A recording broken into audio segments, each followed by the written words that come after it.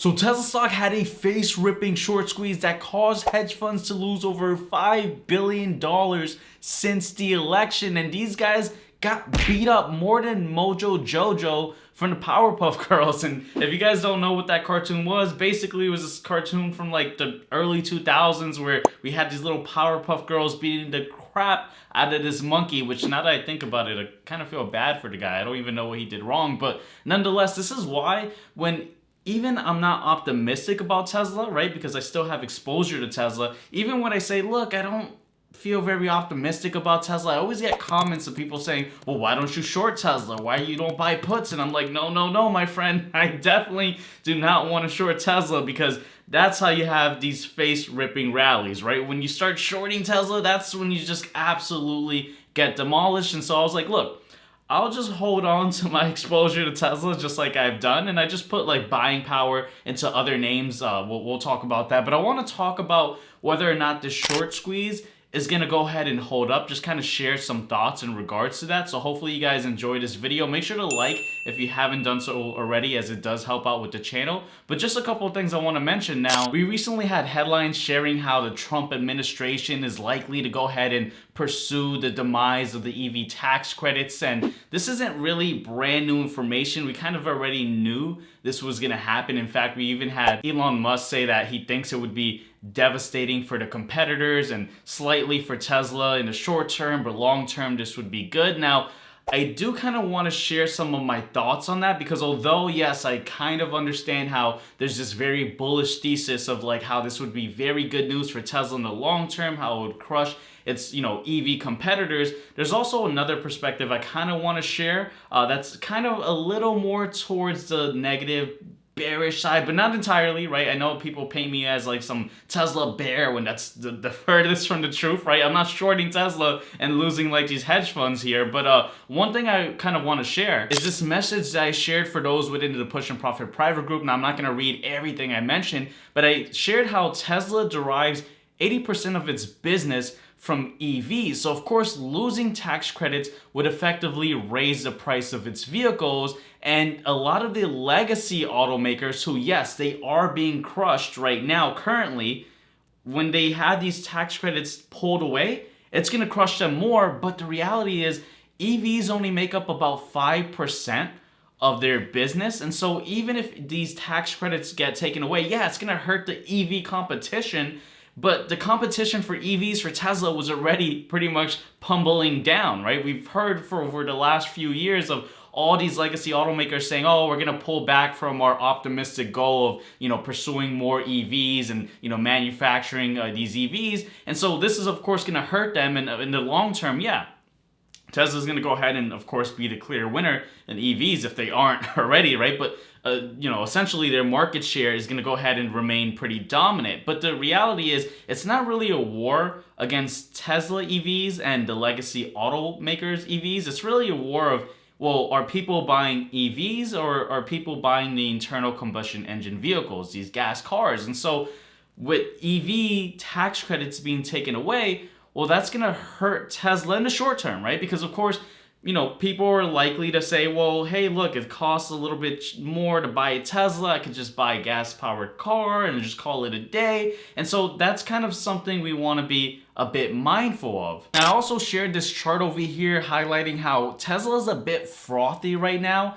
when we compare the 12-month target price from the consensus of analysts and their price targets to what Tesla's price is currently. And we're currently at this level where the delta between its current price and the price targets are similar to what we saw back in 2021. So the price action for Tesla is a bit frothy, and that's why I'm still not really buying. If I didn't buy in earlier, I'm definitely not buying in more now. I still think that there's some more pain that could come for better opportunities for Tesla. Again, everyone's free to do whatever they see value in. Some people dollar cost average equally, where every single month they allocate, $500 here and so on each month. And that's fine, right? I like to dollar cost average, but I like to buy at areas where we're kind of closer to the intrinsic value when we actually look at the fundamentals of a company. And when there's this high delta of what the price is and kind of what the price targets are, well, to me, I don't like buying at those areas. So I kind of hold and hoard capital and I kind of deploy it in other areas. For example, I recently, after the earnings for Palantir, bought some more shares, and Palantir is actually doing far better than Tesla within, pretty much since the election. Palantir is still climbing up like a rocket ship. And I know I got a lot of hate, which I think it's weird when I get this hate online of what I'm doing with my portfolio. People are like, you're not buying Tesla shares and you're going to put it in Palantir. And it's like, yeah, because that's where I see value in. Again, you should always trade or invest in whatever you see value in. Don't copy what I'm doing. Yeah, did I do very well putting more capital into Palantir until Tesla? Yeah, but maybe I could be wrong in the future, right? At the end of the day, I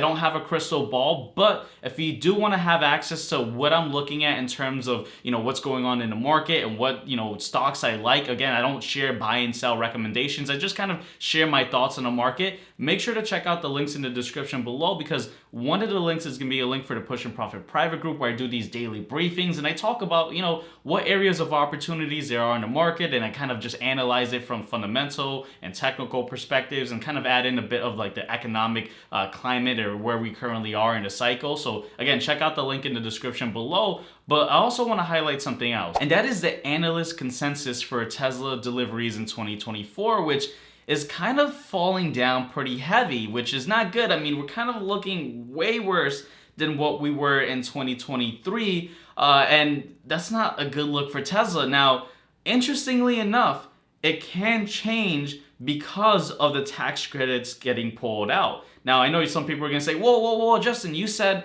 that this is kind of bearish in the short term, but bullish in the long term for Tesla, but now you're kind of saying something else, and just hold on, right? Because look, if people, end up realizing that tax credits may get pulled away from Tesla vehicles in 2025, that actually, right, interestingly enough, may kind of incentivize people to buy their Teslas now while there is that tax, credit available, right? And now the tax credits are completely different from before. Before, it used to be that you buy a Tesla vehicle and then, when you do your taxes, you get the credit back. Now it's at point of sale. And so we may have like an influx of people who are looking to buy a new vehicle, say, hey, look, I'm going to take advantage of this tax credit now and, try to get a car now before they pull it away, which makes sense. And that could honestly change things. So that's kind of interesting, right? So something that may seem bearish in the short term might, ironically be pretty bullish in the short term. So just something to think about, right? I mean, you guys let me know in the comment section down below, what are your thoughts? But,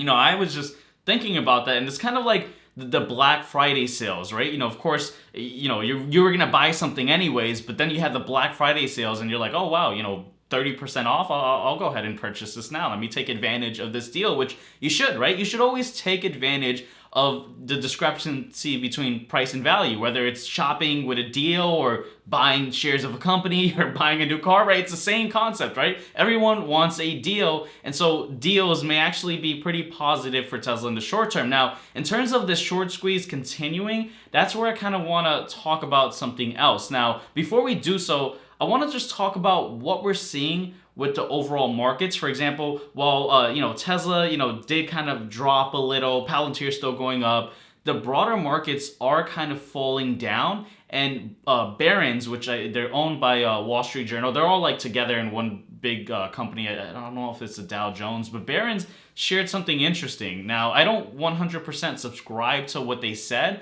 but just something interesting. And they mentioned that the market likes predictability and stability. Okay, yeah, true. But they also go on to say, and Trump has delivered neither in the last 24 hours. They say that basically because of who he's trying to nominate for certain positions, it's looking a bit chaotic. And they say, is he looking for the best possible people, or does he want to send a message to his rivals? If it is the latter, we're in for a long 4 years. And basically, I'm not going to read the whole Barron's article. I'm just kind of sharing a snippet of what they said. But they're saying that the market, kind of doesn't like kind of some of the things that Trump has said recently and who he's nominating, right? Especially Matt Gaetz, right? There's a lot of controversy, especially because he was getting investigated, and now he's being nominated for this high position. So I kind of get that, right? Markets do like stability. Not entirely sure if I subscribe to that idea because, again,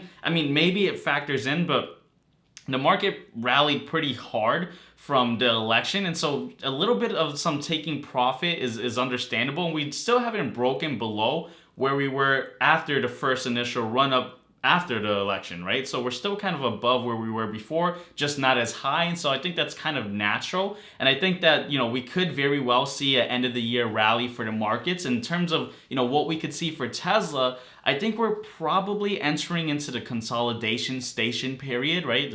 I call it consolidation station. It's like you're in this train station and things are just, moving sideways as trains do, right? They go left to right. I don't know any vertical trains. And so we're kind of at this consolidation period, and I don't think that we're going to be seeing major swings higher above like 350 for Tesla once again. But I could be completely wrong, right? Who knows? Maybe we'll have another face-ripping rally, and if we do, hopefully we do, right? Have exposure to Tesla again. I'm not shorting Tesla. I'm just still holding it, but I'm just not a big fan of buying at these frothy levels, especially when we look at what the price targets are and what the price is. But you guys should always do whatever you see value in. So hopefully you guys enjoyed this video. Let me know what your thoughts are in the comment section below. And with that said, I'll see you guys on this next video right over here. Take care, guys.